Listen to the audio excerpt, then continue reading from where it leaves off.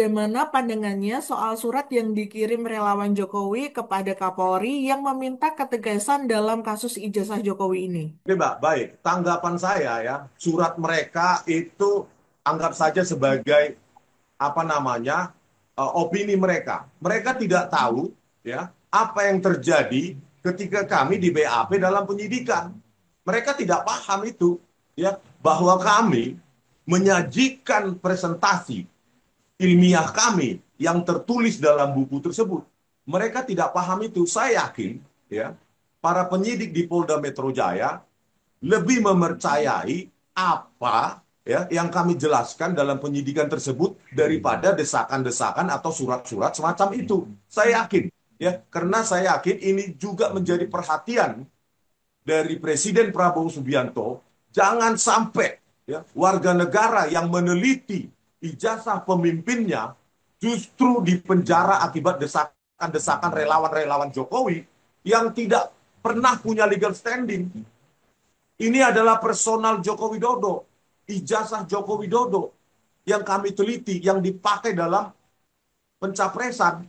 Oleh karena itu, kami sebagai peneliti menjawab dengan teknik dokumen forensik analisis, ya kami simpulkan bahwa ijazah Joko Widodo itu palsu.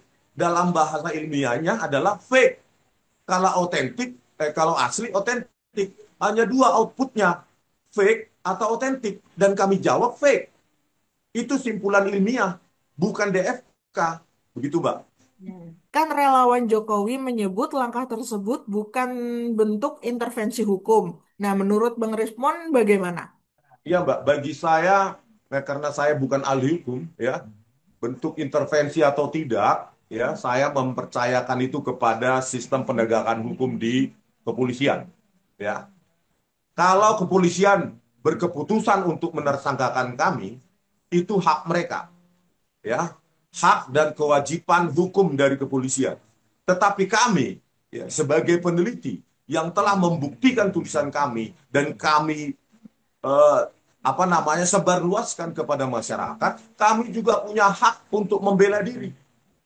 Ya, kami punya hak karena kebenaran ilmiah. Sekali lagi saya katakan, kebenaran ilmiah bukan milik absolut dari Bares Krim Polri.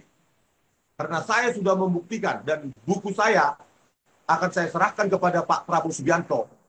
Sejumlah kasus rekayasa oleh laboratorium forensik Polri ini menjadi catatan buruk dan ini akan saya serahkan langsung atau tidak langsung kepada Pak Prabowo Subianto. Begitu, Bang. Menarik nih, kalau misal ada penetapan tersangka benar terjadi, apa langkah hukum atau pembelaan yang akan dilakukan oleh Bang Rismon dan Bang Roy Suryo CS?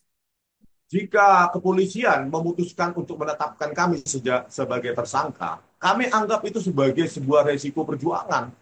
Ya.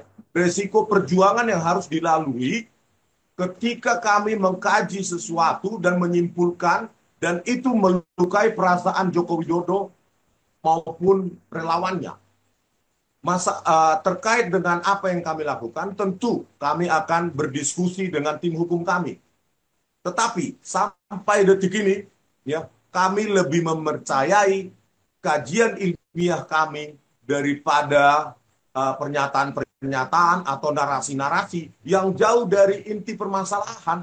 Seperti di samping kajian forensik kami banyak sekali kejanggalan, ya seperti Pak Kasmujo yang membantah